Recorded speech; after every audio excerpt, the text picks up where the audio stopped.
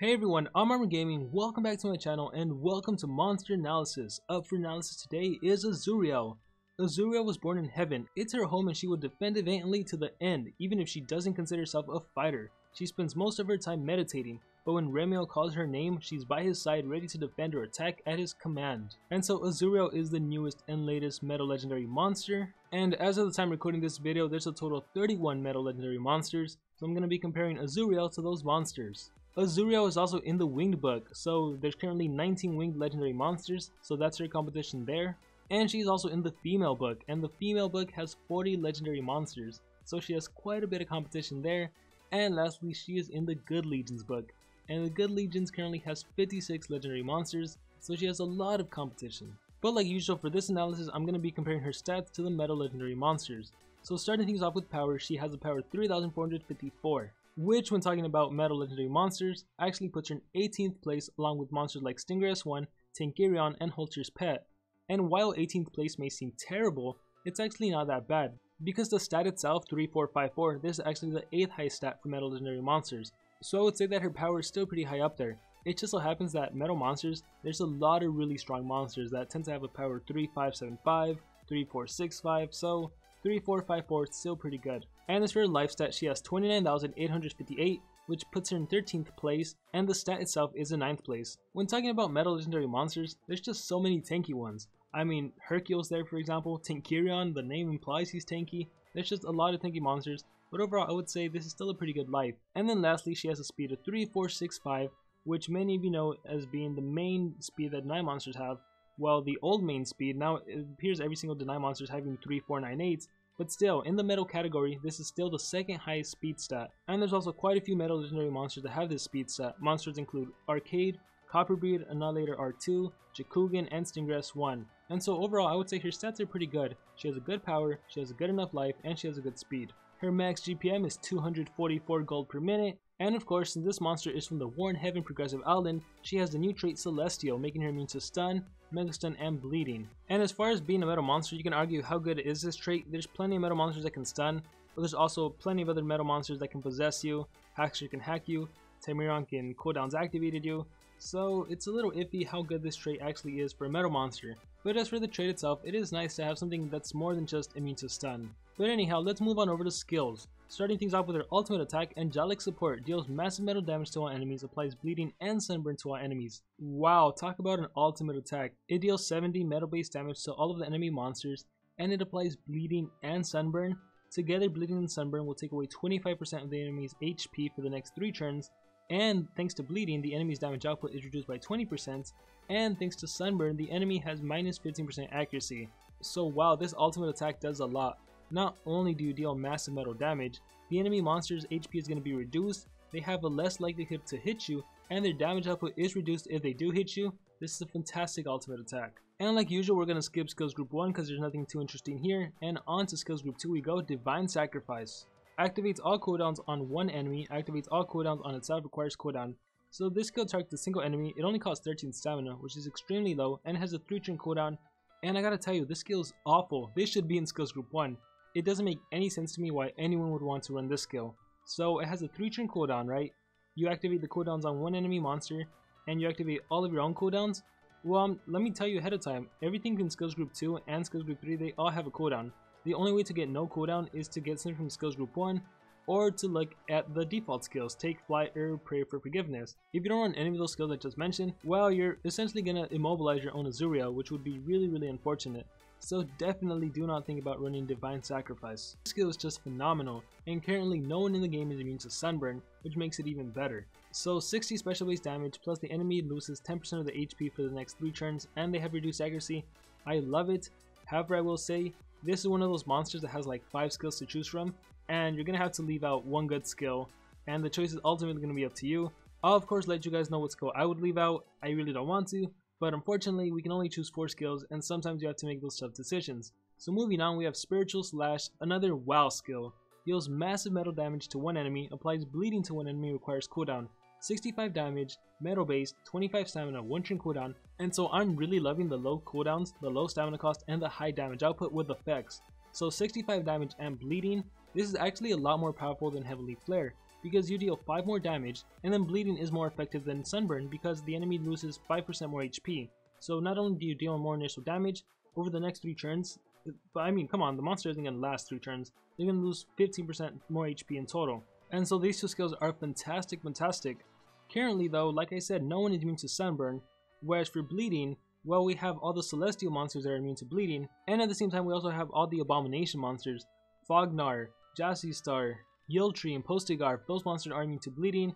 And of course we also have the artifact monsters and totem, and especially because Azuriel is a metal monster, there is a higher likelihood she'll face Timerion, Tankerion, and Timerion, but I mean, even against them, Sunburn wouldn't work. And so I just wanted to put that out there, but nonetheless, Heavenly Flare, Spiritual Slash, fantastic skills.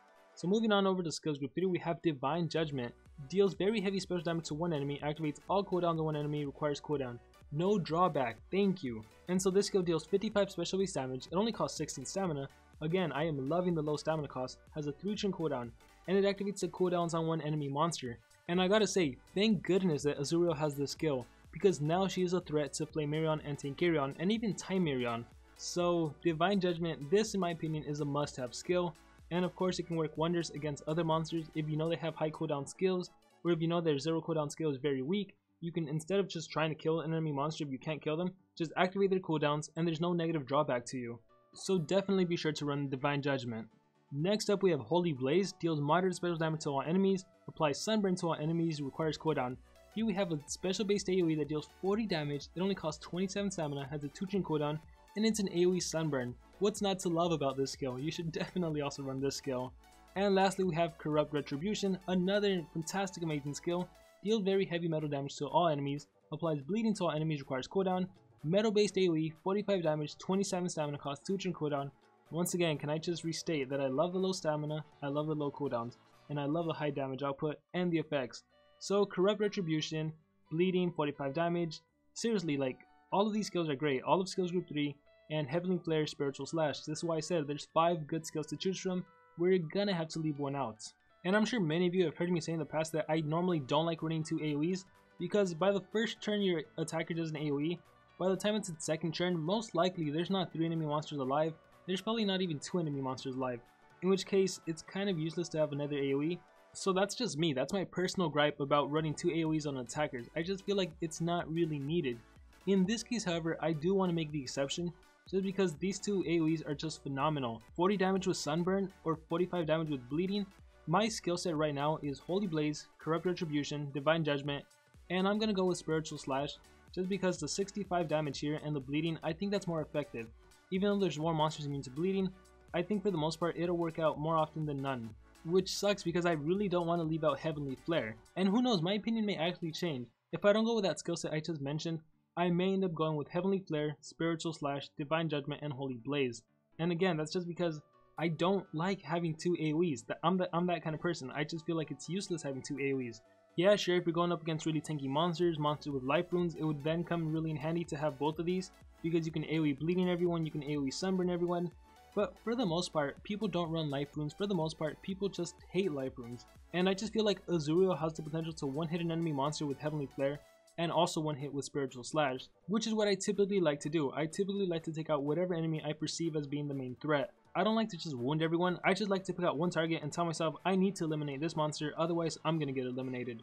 So right now those are my 2 skill sets, Heavenly Flare, Spiritual Slash, Holy Blaze, and Divine Judgment, or Corrupt Retribution, Holy Blaze, Divine Judgment, and Spiritual Slash. And as far as for runes, it's pretty straightforward with this monster, 2 strength runes and a speed rune, or sometimes you can get away with 2 strength runes and a team speed. That's the typical attacker rune setup build for all attackers. And that's really just the typical rune setup for all attackers. And that's really the way most players should run Azuriel. But I do just want to add additional commentary just to the fact that she has a single cooldowns activated skill. Because she has Divine Judgment, and because she is pretty fast, 3, 4, 6, 5, faster than a lot of metal legendary monsters, you can potentially run her as a single deny monster. You know, I know it's weird, I know people hate it, people are so used to the idea of running 3 speed runes only on monsters that have an AoE deny skill, but it still can work for Azuriel, especially with newer players. People that don't have Timerion, people that don't have other monsters to immobilize, when you're in a metal war, you have the possibility of facing a Timerion on defense. Timerion has a low base speed, so if you happen to have Azuriel and you guys have the same level speed runes, Azuriel can go first and hit cooldowns activated on that enemy Timerion, and if that enemy Timerion isn't running the 0 cooldown day skill, well then that Timerion isn't going to be able to do anything. So you would have essentially just prevented Timerion from immobilizing you, and then from that point you're free to win the game. And so if I'm not making sense, what I'm suggesting here is that you can run Azuriel with 3 speed runes. Most people should not do that. Most people don't need to do that because they have plenty of other deniers. But for the people that don't have Timerion and you need a way to deal with like the enemy Timerion or just deal with the enemy immobilizer, I'm saying that because Azuriel is fast 3, 4, 6, 5 base speed, and because she can activate cooldowns activated even if it's on a single monster, that works as a way to immobilize the main enemy immobilizer. That's just a thought out there for some people, specifically for newer players that need a monster to counter Timerion. But again, for the majority of people, 2 strength runes and a speed or a team speed. And then for those of you that don't want to follow the crowd, for those of you that just want to get unique and do your own thing, go ahead and run 3 speed and just use her as a monster to immobilize the main denier. And really, it's not that bad because then you can just use Holy Blaze or Corrupt Retribution, AoE Bleeding, AoE Sunburn, they're DLTs, so it doesn't matter what your power is, you can have the lowest power. DLTs are DLTs, they're damage over time. And so that concludes my analysis on Azuriel. Please let me know what you guys thought about it. More importantly, give me your guys' thoughts on Azuriel. How do you think she compares to Metal Legendary monsters? How do you think she compares to going up against Timerion, Flamerion, Tankerion? How well do you think she would do in the Winged book, in the Female book, in the Good Legions book? She has a lot of competition. And like with the other monsters in the Progressive Island, I really don't think she's anything too astonishing, too groundbreaking, but I do like her and I do really hope I can get her. And I hope all of you can get her. So best of luck to all of you on your Monster Legends adventures. Don't forget to comment below your guys' thoughts on this monster, on this video. And like always, remember to dream big and pursue your passions.